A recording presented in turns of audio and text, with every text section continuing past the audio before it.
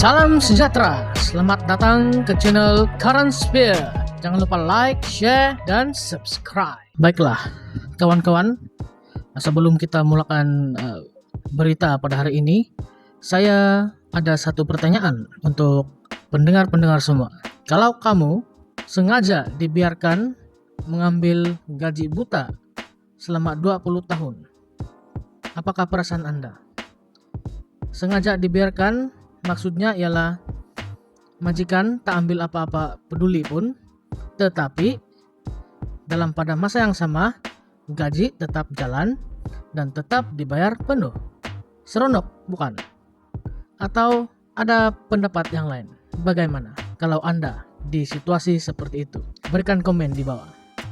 Baiklah, saman majikan karena hanya bayar gaji, tidak bagi kerja. Paris, wanita Prancis terpaksa memfailkan tuntutan saman terhadap majikannya karena tidak memberikannya tugasan sepanjang 20 tahun bekerja di syarikat itu. Wanita itu mendakwa syarikat telekomunikasi Orange melakukan gangguan moral dan diskriminasi di tempat kerja yang berkaitan dengan keadaan kesehatannya, namun tetap membayar gajinya setiap bulan. Laurence van Wesenhove diambil sebagai penjawat awam France Telecom pada tahun 1993 sebelum syarikat itu diambil alih Orange. Majikan asalnya tahu dia hemiplegic, satu keadaan lumpuh separuh muka dan anggota badan sejak lahir, dan menderita epilepsi dan menawarkannya jawatan yang sesuai dengan keadaan kesehatannya. Dia bekerja sebagai setiausaha di Jabatan Sumber Manusia hingga 2002 sebelum meminta dipindahkan ke wilayah lain di Prancis. Permintaannya diluluskan, namun tempat kerja barunya tidak disesuaikan dengan keperluannya dan laporan perbatan pekerjaan mengesahkan jawatan itu tidak sesuai untuknya. Orange didakwa gagal membuat sebarang pelarasan pada pekerjaannya, lebih suka membayar gaji penuhnya untuk 20 tahun akan datang, tanpa memberinya sebarang tugasan untuk dilakukan. Walaupun usaha terbaik Orange untuk mengabaikan Laurence, wanita kurang upaya itu melakukan yang terbaik untuk melaporkan keadaan kepada kerajaan dan pihak berkuasa tinggi untuk memerangi diskriminasi. Pada 2015, seorang pengantara yang dilantik Orange diberi mandat untuk menyelesaikan situasi itu. Tetapi keadaan tidak bertambah baik karena syarikat itu terus membayarnya tanpa memberikan sebarang tugas kepadanya. Peguamnya mendakwa syarikat telekomunikasi itu coba memaksanya berhenti kerja. Mereka lebih suka membayarnya daripada membuatnya bekerja. Bagi orang kurang upaya, OKU, bekerja bermakna mempunyai tempat dalam masyarakat, pengiktirafan, ikatan sosial, kata peguam Laurence. Katanya anak guamnya itu memfailkan saman terhadap syarikat dan 4 pengurusnya atas dakwaan berkenaan. Pada itu, syarikat itu berkata pihaknya sudah melakukan segala-galanya untuk memastikan wanita itu bekerja dalam keadaan yang terbaik. Ini termasuk mengambil kira keadaan sosial pribadi wanita itu dan membayar gaji sepenuhnya secara berterusan serta beberapa bantuan yang tidak boleh dikembalikan, katanya kepada akhbar Prancis La Dépêche. Nah, bagaimana itu kawan-kawan? Sekiranya Anda berada di situasi yang sama, adakah Anda menuntut diskriminasi yang perempuan ini rasakan, atau Anda hanya perlu goyang kaki ke kerja tapi tidak ada kerja dan memakan gaji pada 20 tahun yang akan datang? Berikan pandangan Anda di dalam ruangan komen di bawah. Terima kasih.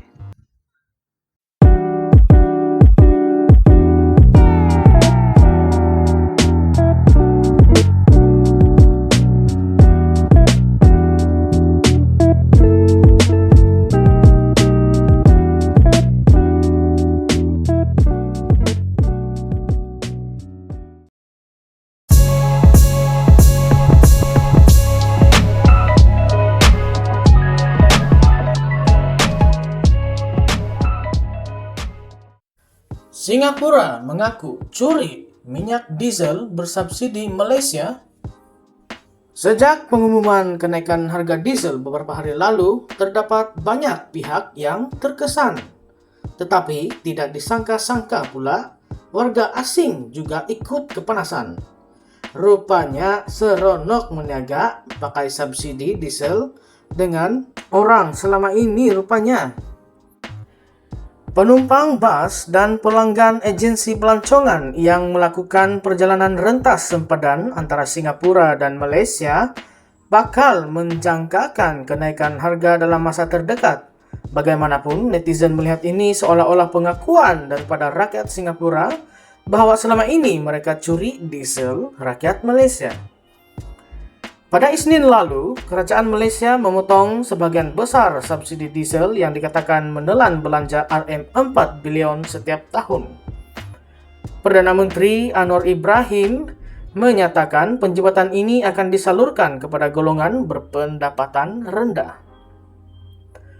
Harga runcit diesel di Semenanjung Malaysia telah ditetapkan kepada RM3.35 seliter, meningkat lebih 50% daripada harga subsidi sebelum ini, yaitu RM2.15 untuk kenderaan komersial dan persendirian.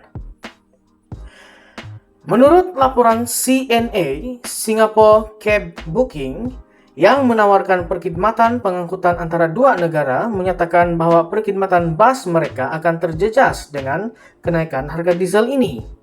Farid Khan, CEO kepada Singapore Cab Booking, menyatakan bahwa serikatnya mempunyai 12 bas berkapasiti 45 tempat duduk dalam fleetnya dan beberapa bas kecil yang juga menggunakan diesel. Dengan kenaikan harga diesel ini, apabila kami ingin menaikkan harga kepada pelanggan, itu menjadi masalah. Mereka akan marah, tidak gembira dengan kenaikan harga, katanya. Agensi pelancongan lain juga merasakan kesan kenaikan harga diesel ini. EU Holidays yang menyediakan package pelancongan ke Malaysia juga merangkumi kira-kira 10% daripada perniagaannya mungkin akan menaikkan harga. Pengarah Ong Han Ji memberitahu CNA bahwa agensinya belum memutuskan beberapa banyak kenaikan tersebut. Pengendali yang mereka bekerja sama di Malaysia juga belum mengesahkan berapa banyak kenaikan harga mereka. Kenaikan harga diesel ini membawa kepada peningkatan kos operasi bas sebanyak 40% dalam lawatan mereka, katanya. Namun, karena nilai ringgit telah menyusut berbanding dolar Singapura, Ong tidak merasakan masalah besar dalam konteks Singapura. WTS Travel yang mengatur lawatan bas ke pelbagai destinasi di Malaysia dan menyediakan perkhidmatan sewa khas juga merancang untuk menaikkan harga package pelancongan dan perkhidmatan sewa bas mereka. Pengurus pembangunan perniagaan Kanan Michael Gunn berkata subkontraktor mereka telah meminta kenaikan harga sewa bas. Singapura yang menyediakan separuh daripada perniagaannya dengan lawatan ke Malaysia juga sedang menunggu pengesahan daripada kontraktor sewa bas mereka mengenai kenaikan harga. Bagaimanapun, laporan yang dibuat oleh CNA ini diterima baik oleh rakyat Malaysia dengan kebanyakan mereka mengkritik peniaga Singapura yang curi subsidi diesel rakyat Malaysia. Sebagian netizen merasakan bahwa tindakan ini telah membuka kebenaran bahwa selama ini rakyat negara kaya Singapura yang mencuri minyak subsidi rakyat Malaysia.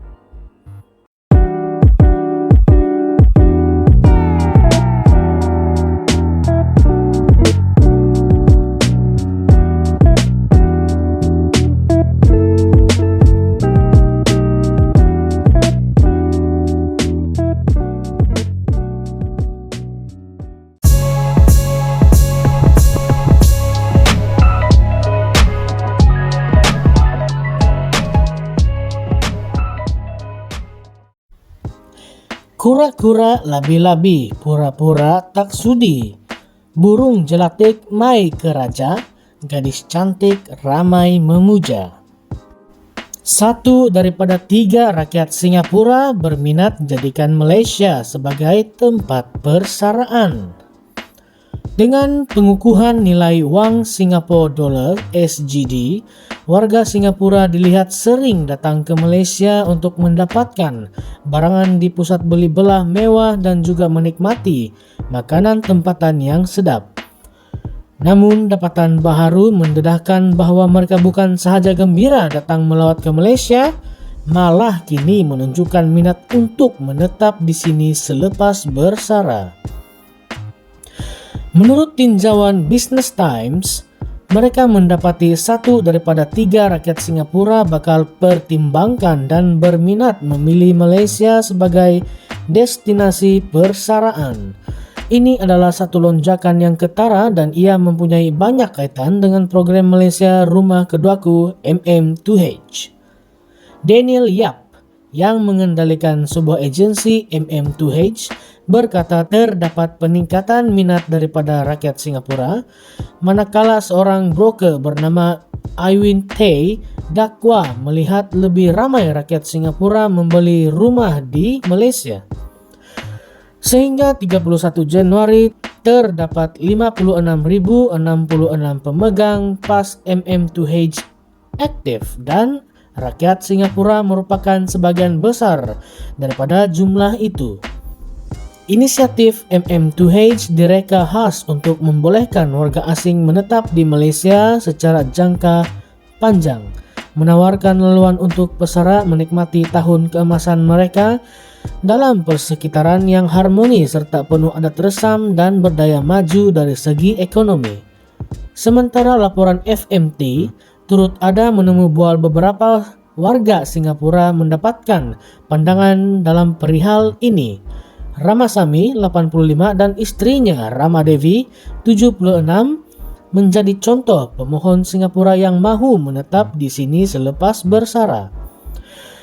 Pada mulanya berpindah ke Malaysia pada 1994 untuk bekerja, bagaimanapun mereka memutuskan untuk kekal selepas Ramasamy bersara pada 2019. Bagi kebanyakan rakyat Singapura, tarikan besar untuk bersara di Malaysia termasuk persamaan budaya dan harga hartanah yang jauh lebih murah. Latifah Mo, 55 dan suaminya misalnya mendapati kos sebuah rumah di Malaysia jauh lebih murah berbanding di Singapura.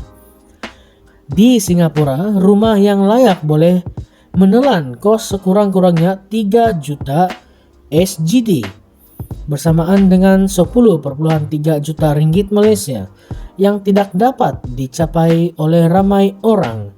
Latifah kini tinggal di sebuah banglo di Malaysia yang jauh lebih murah daripada kondo lamanya di Singapura.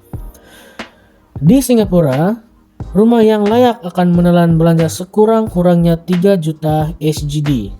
Ya, bukan sesuatu yang kita mampu, kata Latifah. Idea untuk bersara di Malaysia semakin berkembang. Agensi Yap, Exodus MM2H, mendapat lebih banyak pertanyaan daripada rakyat Singapura berikutan kos sara hidup yang lebih rendah dan harga hartanah yang lebih murah. T juga menyatakan bahwa lebih ramai rakyat Singapura membeli rumah di tempat seperti Kuala Lumpur, Johor, Pulau Pinang, dan Melaka. Kos sara hidup dan harga hartanah jauh lebih rendah membolehkan pesara menikmati gaya hidup yang lebih selesa. Persamaan budaya dan geografi yang berjiran turut menyumbang kepada minat mereka untuk datang ke sini. Rakyat Singapura dan Malaysia berkongsi banyak aspek budaya dan berpindah ke Malaysia bukanlah satu lompatan yang besar. Pesara yang lebih muda dalam lingkungan 50-an cenderung kepada kondo Malaysia yang menawarkan kemudahan seperti gym, kolam renang, dan kedai serbaneka. Perkara yang tidak selalu tersedia di kondo standard Singapura. Kemasukan pesara Singapura telah memberi kesan positif kepada pasaran hartanah dan ekonomi Malaysia. T juga menekankan bahwa tren ini membawa wang Singapura ke Malaysia memberi manfaat kepada ekonomi tempatan. Ditambah pula Malaysia tersenarai antara negara paling selamat untuk bersara di dunia. sekaligus menarik perhatian orang luar negara yang berusia mau menghabiskan sisa hayatnya di sini di Malaysia.